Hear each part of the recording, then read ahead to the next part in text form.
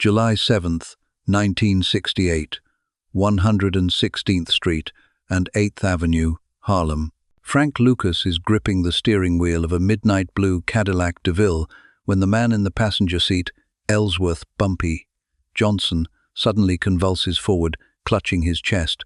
$52 million. That's how much Frank would claim to have stashed in Cayman Islands banks just 5 years later. But right now, in this suffocating moment, he's watching the only man who ever mattered to him dying in real time. Frank. Bumpy's voice comes out strangled. His hand reaches for Frank's arm, fingers digging in with surprising strength for a man whose heart is betraying him. The streetlight casts orange shadows across Bumpy's face. 62 years old. Legendary. Untouchable. Untouchable until now. Frank slams the accelerator. The Cadillac lurches forward, tires screaming against asphalt. Harlem Hospital is 8 blocks away. He might make it. He has to make it. But Bumpy's grip is loosening. "Listen to me," Bumpy gasps. "They're all gonna come for you now. The Italians, the cops, everyone." Frank's jaw locks. His knuckles turn white on the steering wheel. "Take what's yours," Bumpy whispers. His eyes are fading. "Don't let them take Harlem." 1:52 a.m. 5 minutes have passed since the first chest pain. Bumpy Johnson takes his last breath. Frank Lucas pulls the Cadillac to the side of the road 3 blocks from Harlem Hospital. He sits there in the darkness, the engine idling, staring at the lifeless body of the most powerful black man in New York City. And then something shifts in his eyes.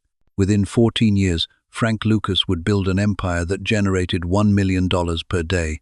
He would break the Italian Mafia's stranglehold on the heroin trade. He would make the 5 families bow to a black man from North Carolina who once picked tobacco for pennies. But first, he had to do something nobody thought possible. He had to fill the shoes of a legend. 18 months earlier, January 1967, the Amsterdam News Lounge on 145th Street smelled like cigar smoke and expensive cologne. Frank Lucas stood at the bar, watching Bumpy Johnson hold court in the corner booth, 60 years old and still running Harlem like it was his personal kingdom. Frank had been driving for Bumpy for 3 years. Bodyguard, errand boy, the man who carried the bag and kept his mouth shut. But tonight felt different. Bumpy motioned him over. "Frankie, sit." Frank slid into the booth. Bumpy poured him 2 fingers of cognac from a bottle that cost more than most Harlem families made in a month. "You know what the problem is with our business." Bumpy didn't wait for an answer. "We're buying from the Italians, paying their price, playing by their rules." Frank had heard this before. The Mafia controlled the heroin pipeline. From Marseille to Manhattan, the French connection ran everything. If you wanted product in Harlem, you paid tribute to the 5 families. You paid $50,000 per kilogram. You accepted whatever purity they felt like giving you.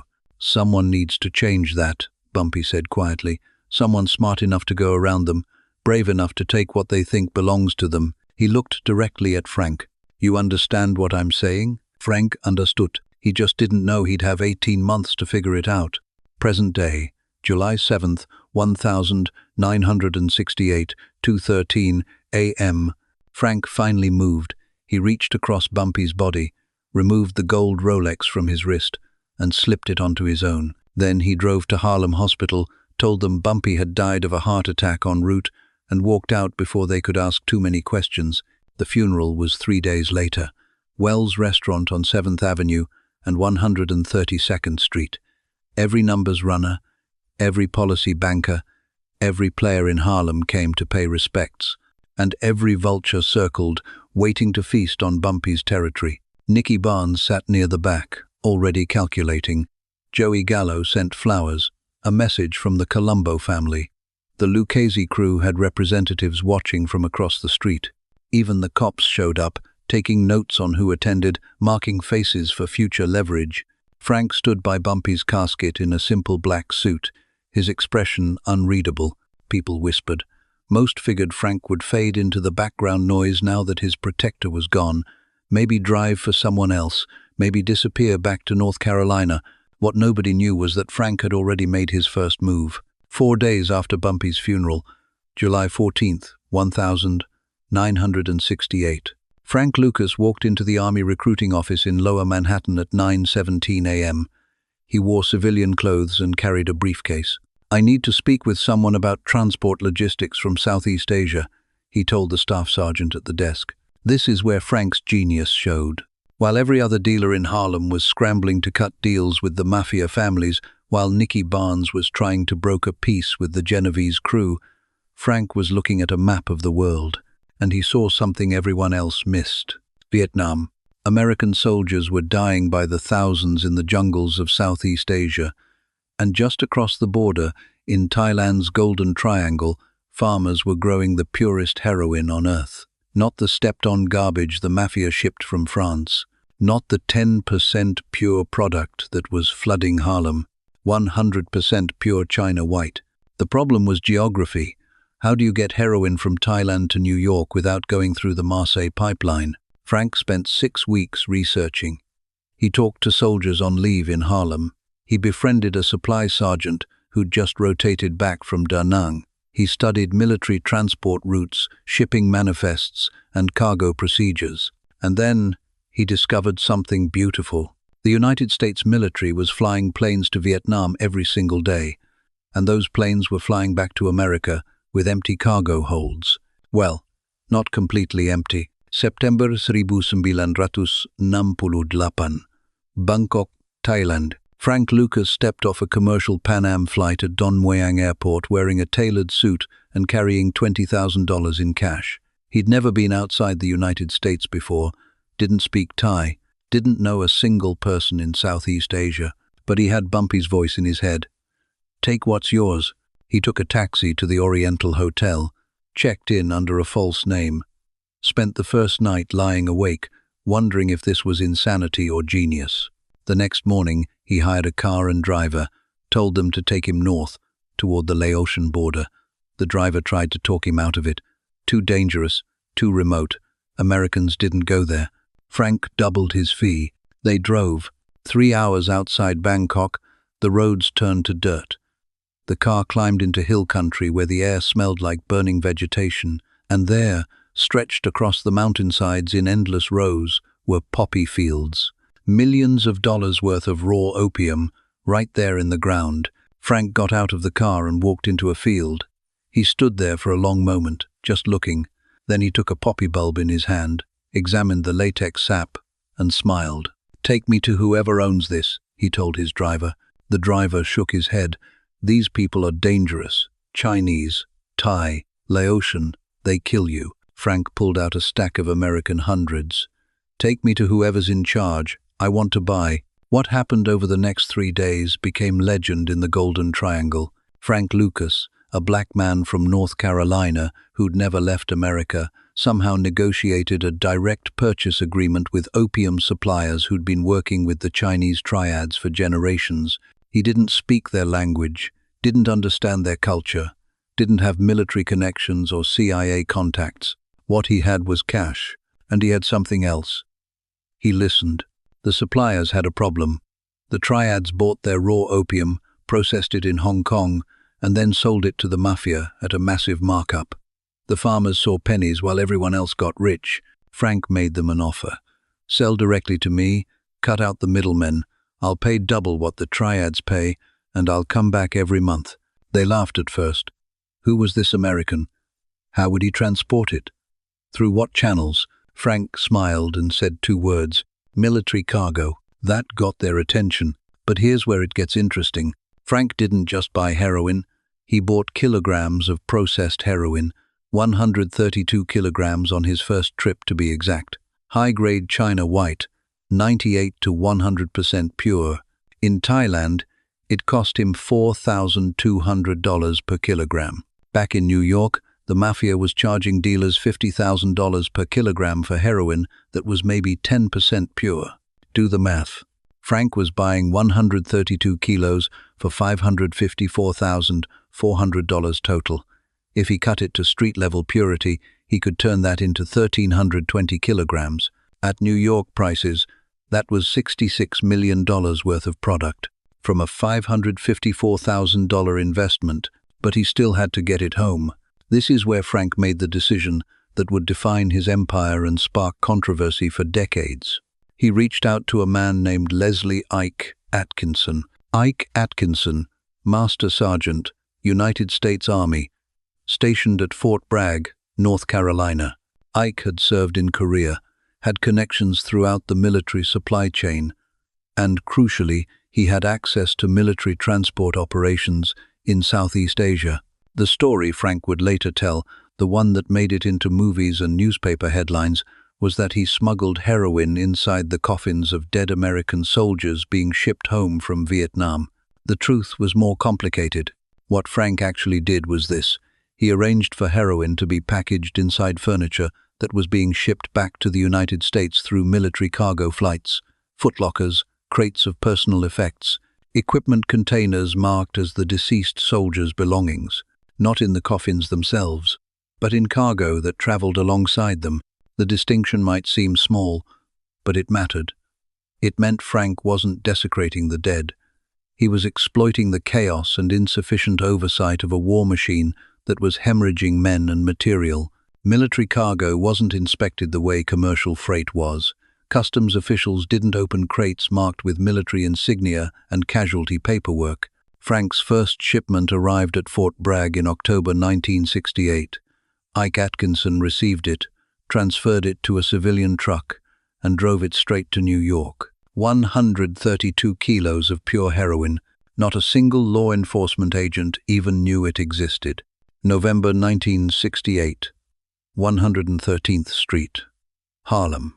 Frank Lucas assembled a team, not the flashy street dealers, not the loudmouths who drove Cadillacs and wore diamond rings.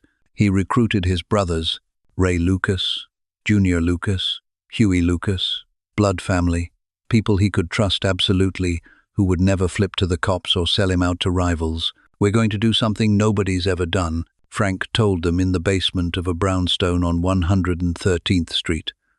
"We're cutting out the Italians, we're selling pure product at a lower price, and we're keeping everything in the family." He held up a small Ziploc bag filled with white powder. "This is what we're calling Blue Magic." The name was brilliant marketing. Blue Magic. It sounded mystical, exotic, and unlike the garbage everyone else was selling. Brown heroin, grey heroin, tar.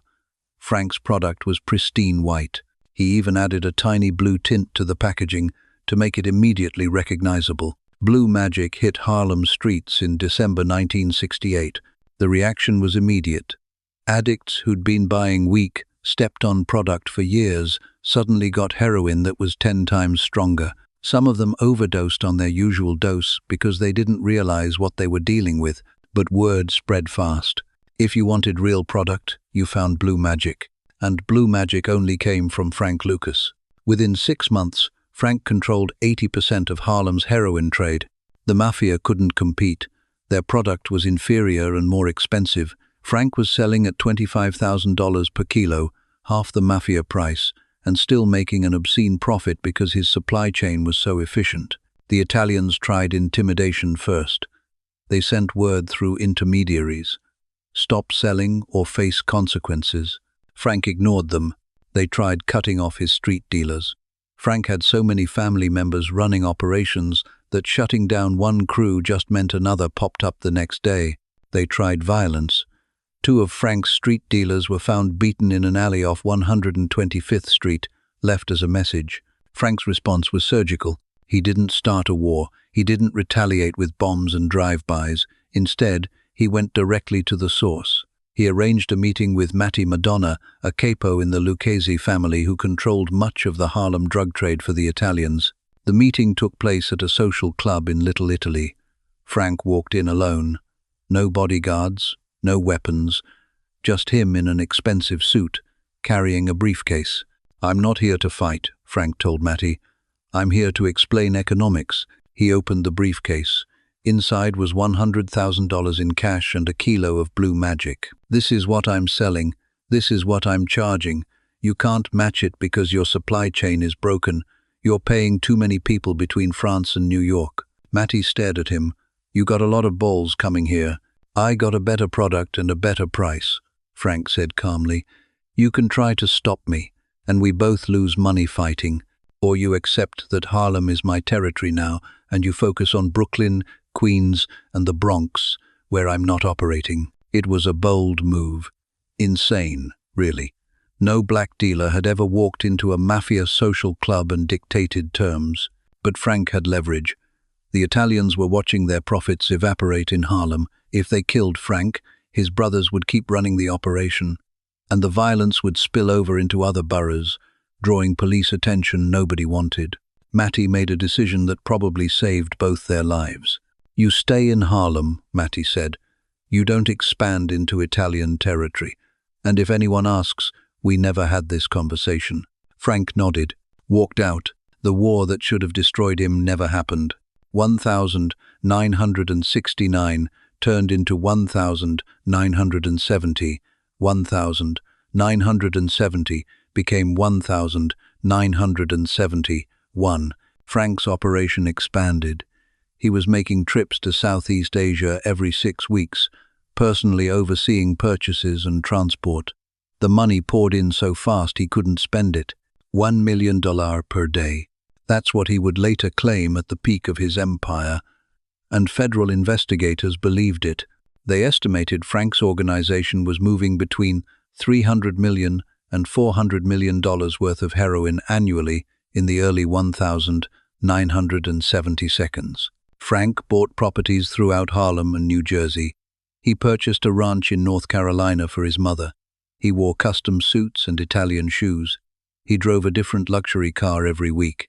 But here's what separated Frank from every other drug dealer in New York. He tried to stay invisible. The loudest one in the room is the weakest one in the room. That was Bumpy's advice, and Frank lived by it. While Nicky Barnes was throwing parties at Studio 54, appearing on the cover of the New York Times magazine as Mr. Untouchable, Frank kept his head down. He didn't do interviews, didn't brag, didn't flash cash in public. He even had a rule for his street dealers. No jewelry, no flashy cars, no expensive clothes while working. Look like regular people. Blend in. It worked. For years, law enforcement didn't even know Frank Lucas existed, but nobody stays invisible forever. February 1971. A DEA task force in Essex County, New Jersey, started noticing patterns. Heroin overdoses in Newark were spiking, but the heroin wasn't coming from the usual suppliers, the Genovese family, the DeCavalcante crew. It was coming from somewhere else. Detective Richard Ritchie Roberts was assigned to investigate. Roberts was an oddity in the notoriously corrupt New Jersey police system. He was honest. In 1968, he'd famously found $985,000 in cash during a raid and turned in every dollar instead of pocketing it. His fellow officers thought he was insane, but that reputation for integrity made him the perfect person to lead a task force targeting major drug operations. Roberts started building a profile. Overdoses were concentrated in specific neighborhoods. The heroin was unusually pure. Street dealers were quiet, disciplined, organized, not the typical chaotic drug crews. "Whoever's running this," Roberts told his partner, "they're sophisticated." He was right. March 1975. Frank's luck ran out. Not because of the DEA, not because of Roberts, but because of something much simpler.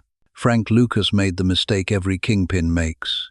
He got comfortable. On March 1st, 1975, Frank attended the Muhammad Ali vs. Chuck Wepner fight at the Richfield Coliseum in Cleveland, Ohio.